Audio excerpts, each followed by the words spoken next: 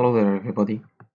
So, I've been trying to record this second part for like 2 hours, and every time something pops up, like some crappy neighbor making noises, and even like the internet cutting randomly, and sometimes, like just like this one, I have this random error that I've never seen before.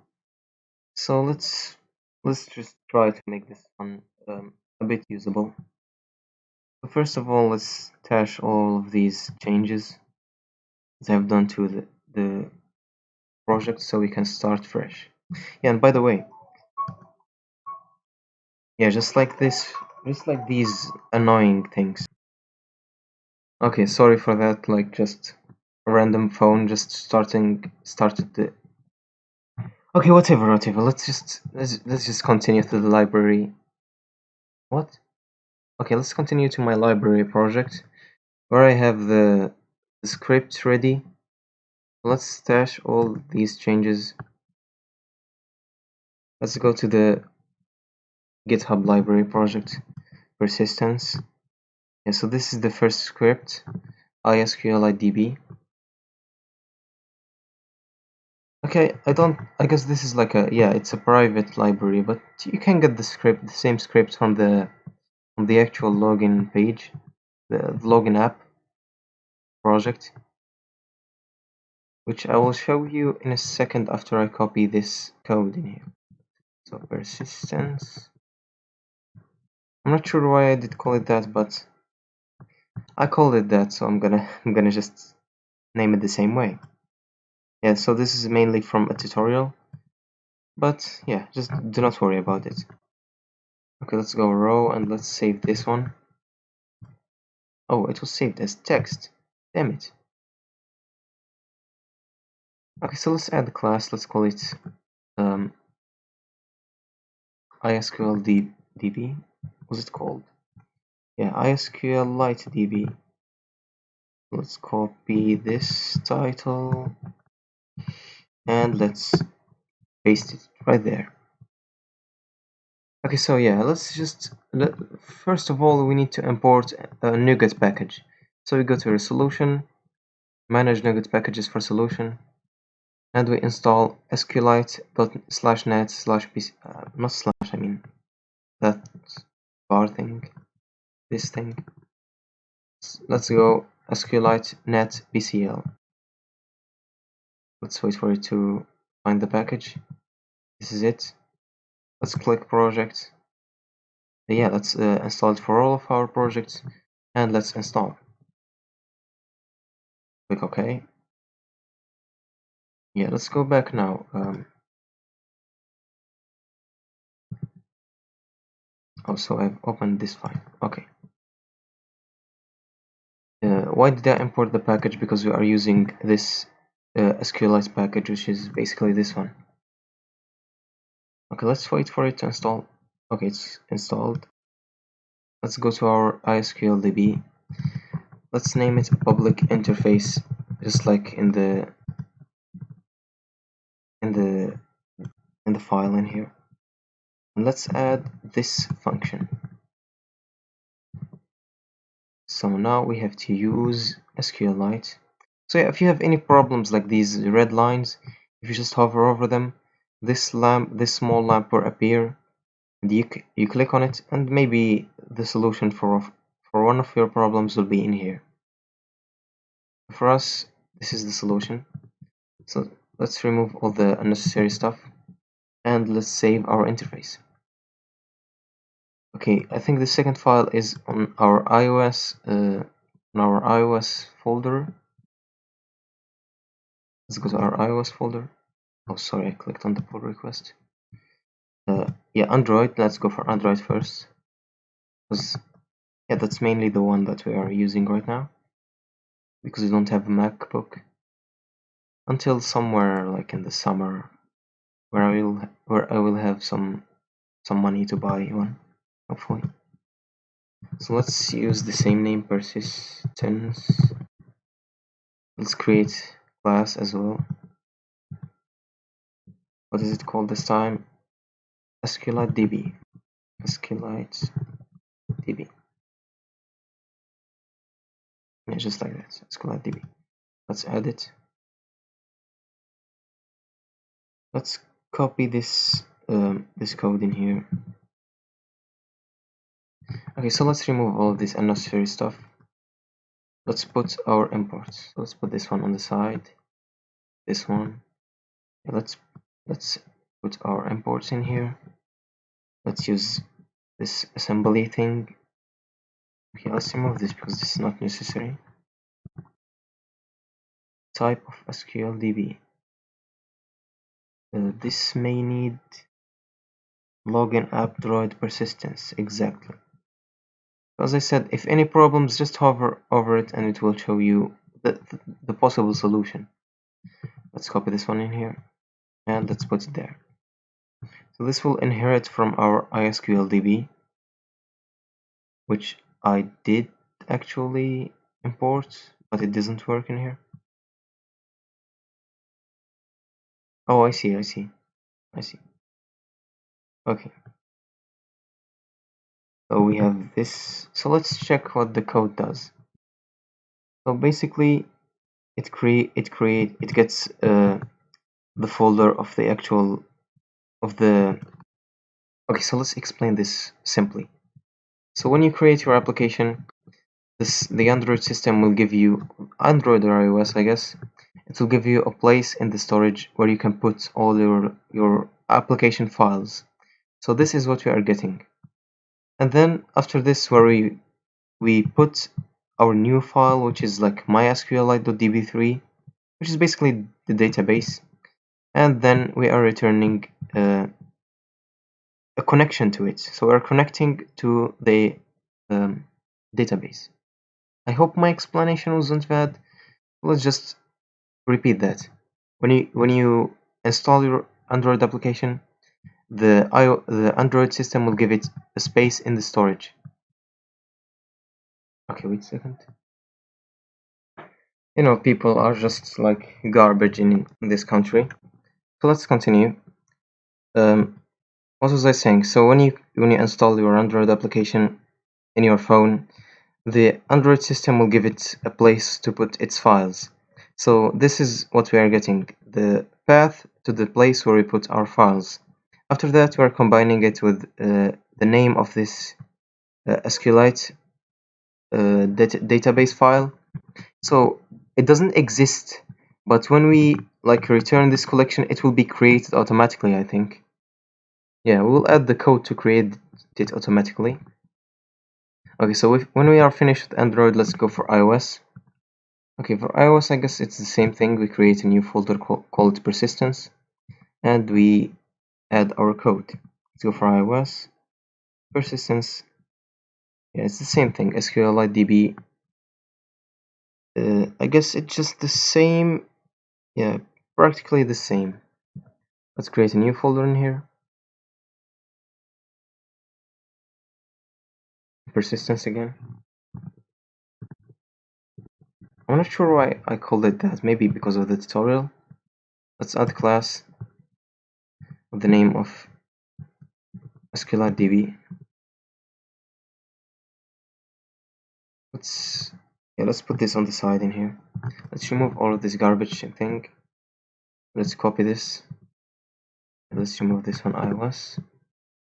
And let's copy this part as well. Copy this part. So this type of SQLDB, I guess we'll import it from the iOS app. Okay, there we go. Next, let's copy this class in here. So let's check again what this does. After we import the names, we fix the namespace problems. Okay, so it basically does the same thing. We get the folder where we can put our application files, and we concatenate that with our file or with our database name. Okay, sorry for pausing too much because of problems in real life, as you can guess. Living in a crappy country is just really bad. Let's go back now to our portable class library, which is basically the project with no extension. So I guess we just finished. I guess we have just added all of our files that we need. Let's save and yeah, let's just maybe fix some of the writing, but it looks really bad. Okay, now let's return to our main page. But we don't have many stuff in here, so sorry. Let's remove this comment because it's just taking space. Let's just add some random spaces in there. Yeah, maybe not, maybe not.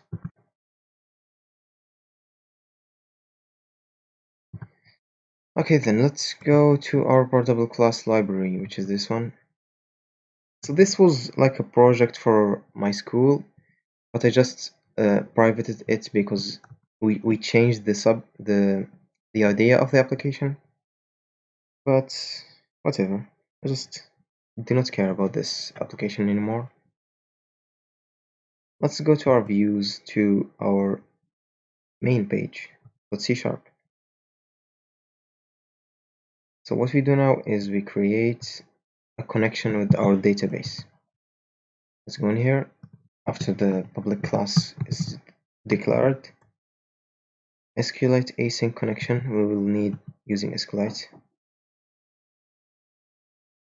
Let's go now to observable clock. So this one just random. Okay, now we use this. This is the command that checks if our database exists. It will connect to it. If it doesn't, it will create a new one.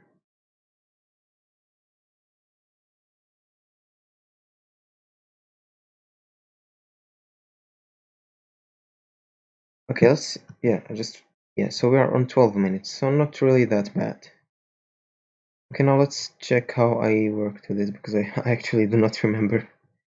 Okay, so on appearing. Okay, so let's override on appearing method. Okay, let's after the space dot on appearing. Let's take yes, await connection table. So what this does is it like if the table exists, it will do nothing. If it doesn't exist, it will create the table. Okay, so let's fix the I didn't make a class. Wait a second. Okay, let's fix this problem quickly. Let's create a new folder. Let's call it models. Let's create a new class. Let's call it user.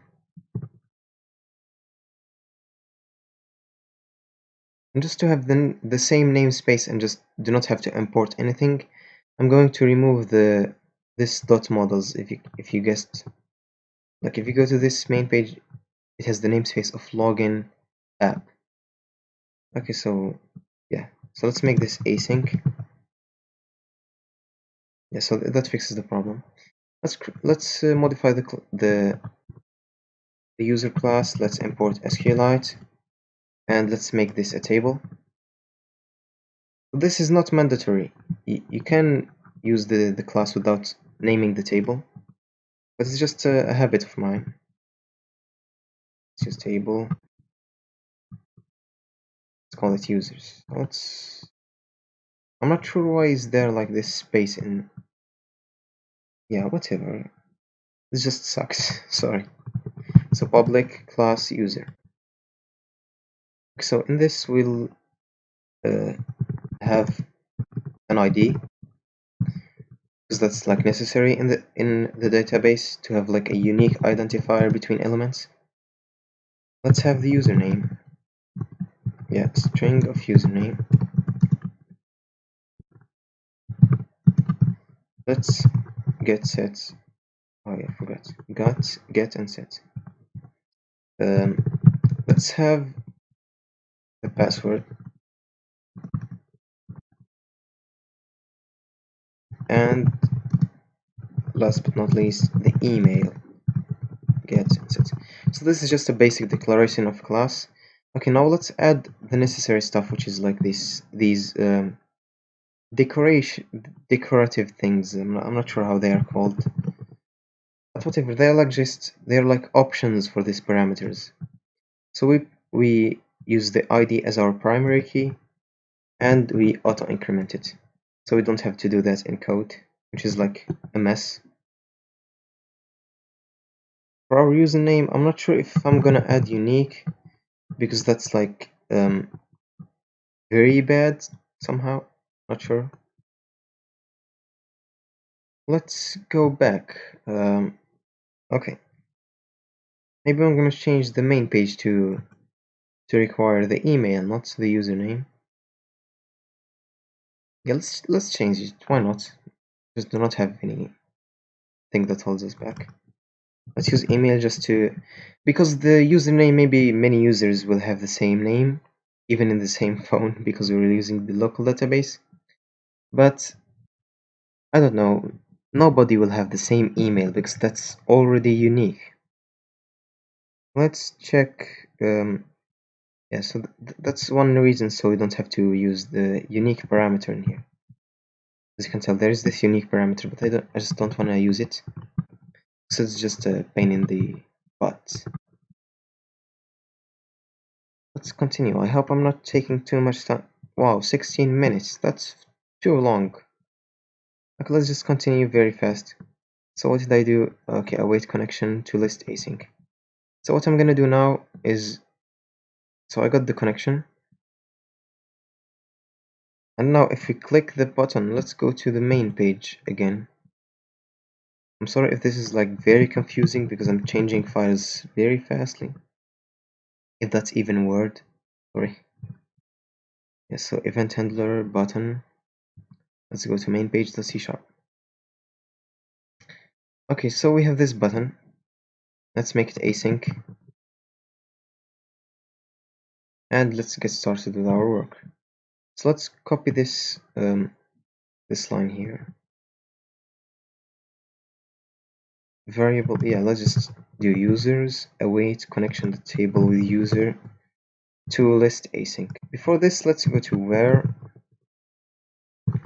So here we are supposing that the user have already entered his credentials and clicked on the sign in. And here, this where it just well, let me write this first and just explain it after.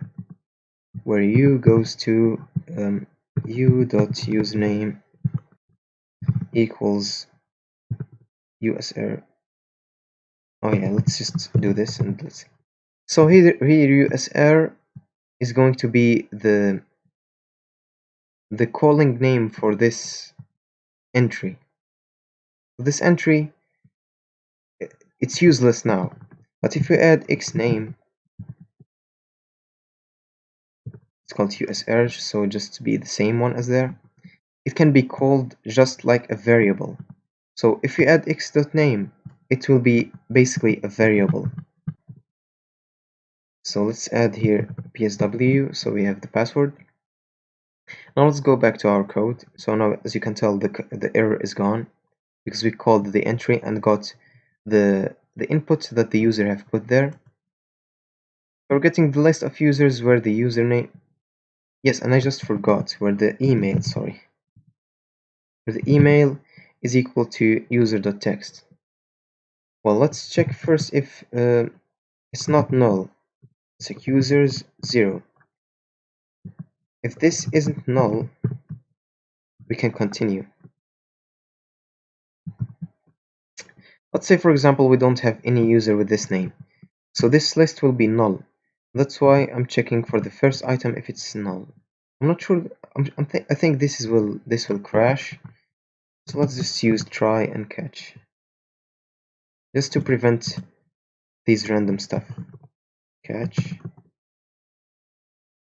Okay, now let's continue with our if statement. If user 0 is null, what we will do, yeah, is just display.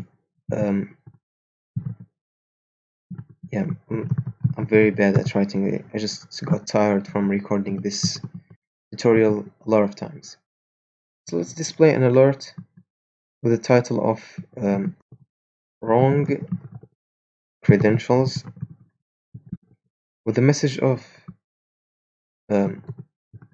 either password or username are wrong. And with the cancel button off. Okay, whatever. And because this is an alert, let's await it. We usually don't need await, but because this function is asynchronous, you just have to add it. Okay, else, if it's not null, let's check if the user's 0.password is equal to the password that the user entered. So remember, this PSW is the name of the call name for this entry, so we can call it by PSW. Just to remember, let's if user text password. Okay, now what we do is let's take them to the next page. Navigation. Oh yeah, I forgot to await. Sorry. Let's take them to the profile page because they have logged in correctly. Await navigation dot push async, and what we push is a new profile view. Yeah, let's call it like that, and let's remove these W's. So I guess there is something wrong in here, maybe. Yeah, so this is the problem. Cannot convert from profile. Yeah, this is the same problem that I had with the previous video. I'm not sure where the problem is. Okay, I'm gonna pause the video and check for the problem. Just so far. Okay, well I found actually the problem. So let me show you again. So we have this called content view, but it should be content page. Yeah, I'm very sorry. Like, so let's change this here, and let's change it in the XAML. Let's call it content page. Okay, I hope this fixed the problem. Yeah, I think it will fix it. Like, I forgot to use content page instead of content view. So hopefully this is gone now. Go please. Let's keep this. Do whatever it wants. So we have content page. So we did not write it wrong. I think it will work now. Not sure. Maybe. Yes, it will work eventually. Yeah, just will work. So sorry for making that problem. It was my mistake to create a content view instead of content page. So wait. So let's do something else. So we have our user, and we want to display his parameters in the profile view page. So what we will do is we are going to give the user, like the complete class object, to this profile view class as an argument. So let's do user usr. And what we do next is after initializing this, this, we'll do binding context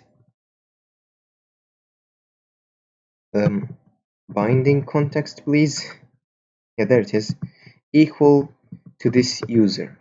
So what we did is just now when we go to our preview.xaml, we can use these statements.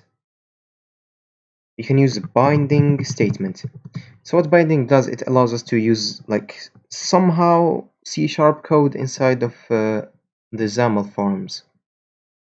So for the text, we'll bind it with the username, and we can do something like string format equals, we do single quotes, and we do 0 for the parameter that we are importing, and profile page. This was, as if you can remember the title up there. I hope the preview shows it correctly or clearly at least. Yeah, and we forgot to add a rounded image.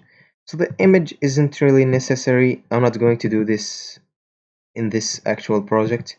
We're going to have like I'm not sure, but maybe a to-do application next time.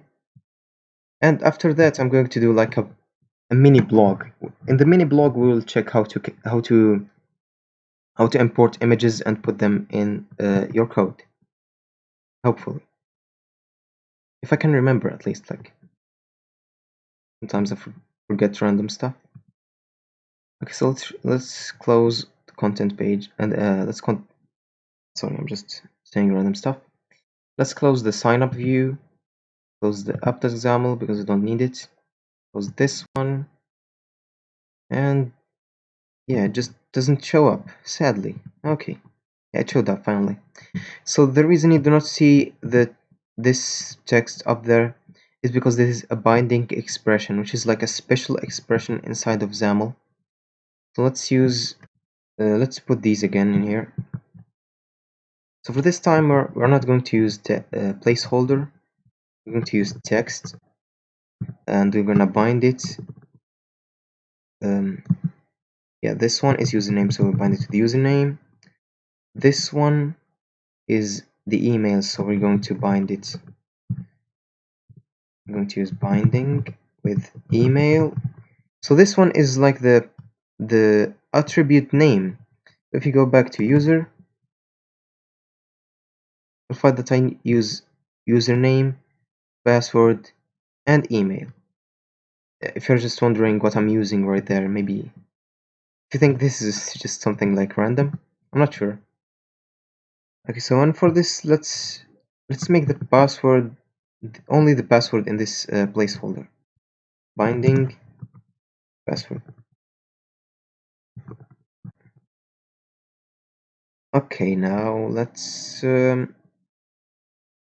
try it maybe. No, let's not try it. Let's wait.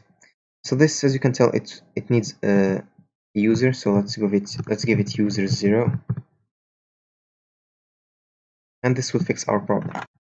So hopefully there isn't any more errors in there. So the code to logging in is correct. We have to add the code to signing up. So let's see. So we have already taken 27 minutes. So this tutorial will be very long. I'm really sorry, but I have to do the sign up.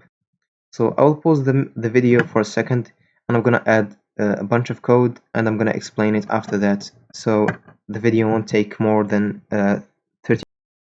Okay, maybe let's record how to do it. I don't think if you care like too much about time.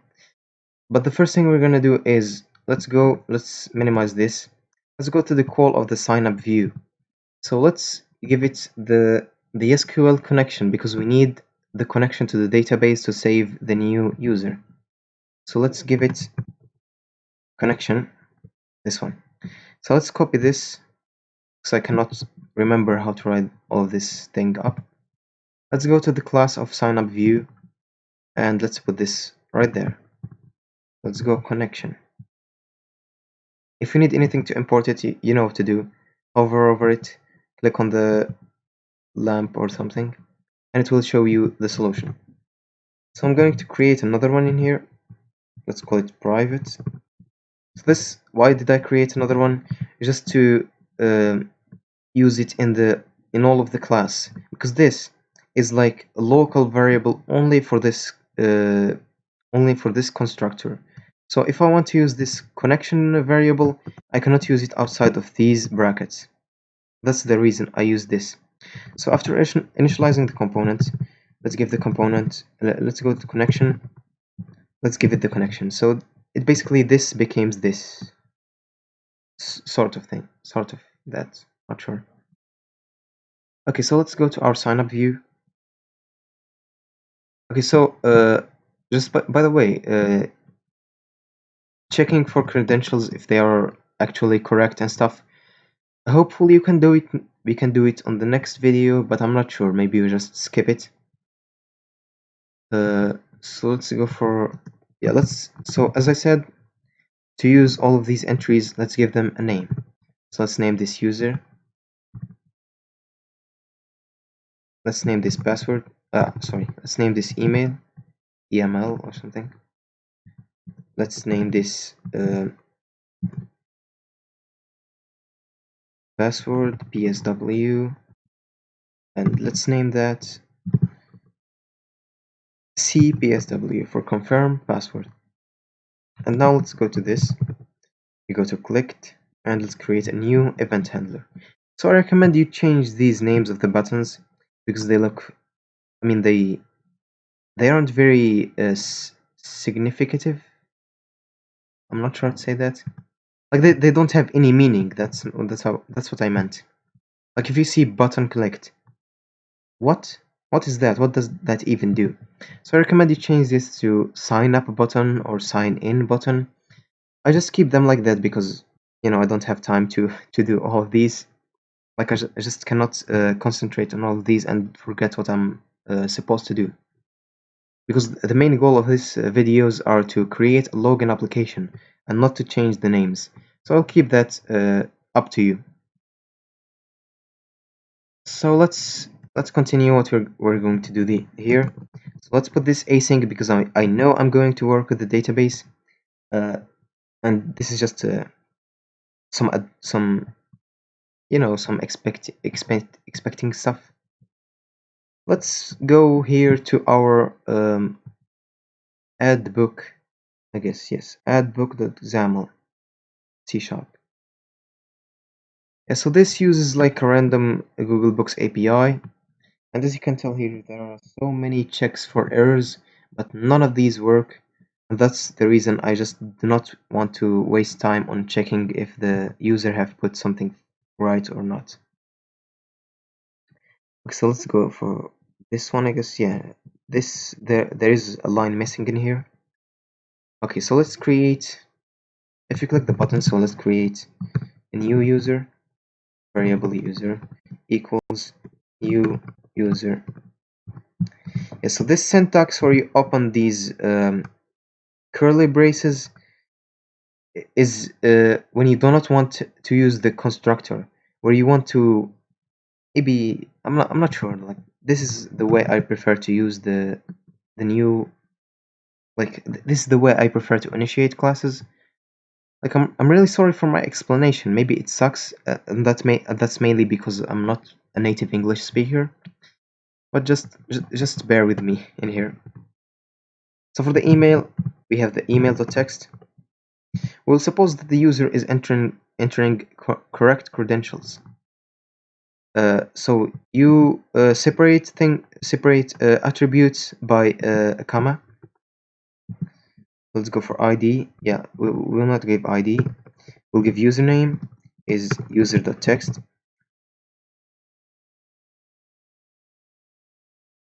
I'm not sure why that didn't work. User. Oh yes, I forgot. Let's name this user. Yeah, that will fix it. And for password, let's give it psw.text. Okay, now I guess we don't have any errors. Now let's put this in our database. So what we do is we await, because definitely when working with databases you have to await many things. Insert, I guess, yeah, insert async, and we put user.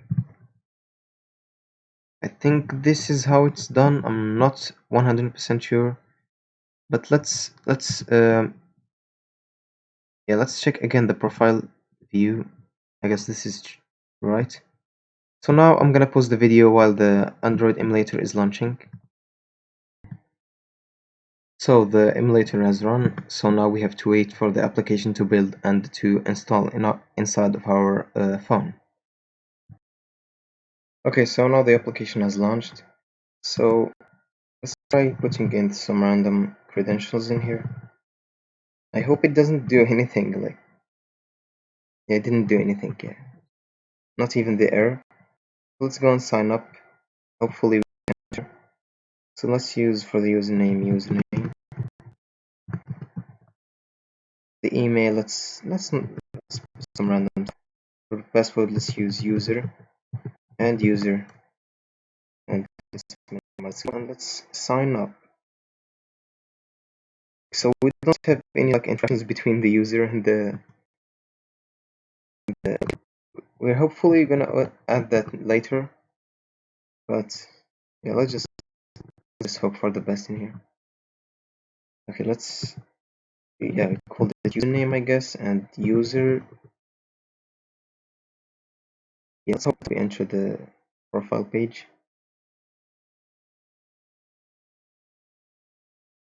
Yes, so it didn't enter the profile page. Yeah, so there's something missing in there. So next time we're gonna fix this problem. So our code is correct.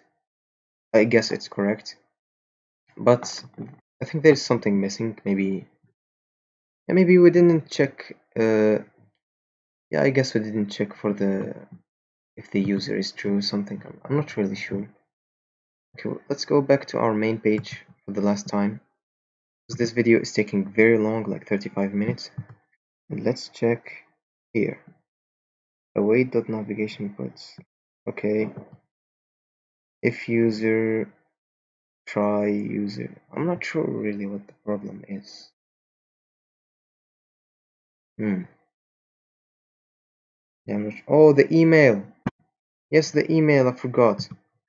Okay, let's. What did we do for the email? Oh, God damn it. I forgot that we put the email. Okay, let's continue. Yeah, that's why it just jumped there. So hopefully we can just yeah. Let's, let's sign up in here. User email. Let's use user as well. Password user and user again. And let's sign up. Let's go back. Sign with user and user in here. And hopefully it works. Oh, god damn it. Credentials are wrong. What? Not sure what is wrong with these credentials, but so at least it gets us to this point, you know. So if user is, oh, I'm really sorry. Yeah, this is the mistake. I see where the mistake goes. So let's run this again. So I checked if the user is not null and did the error thing. And if it's null, it will check if the password is true. So I just flipped the if statement. I'm really sorry for that. So let's hope, yeah, so this is like the thumbnail for the next video, where we're going to add encryption. Okay, I'm gonna talk about that later. Okay, let's hope now if we put USR will work. Yes, there we go. There we go. Okay, thank you guys for watching this video. This was so frustrating. Okay, the next time we will talk how to add authentication.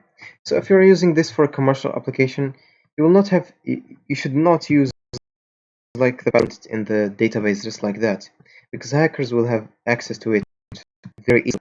So in the next video, we're going to encrypt these passwords and decrypt them when we need. Okay, then this is it for the video. I think it's very long, 38 minutes. It's like too much. Okay, see you next time.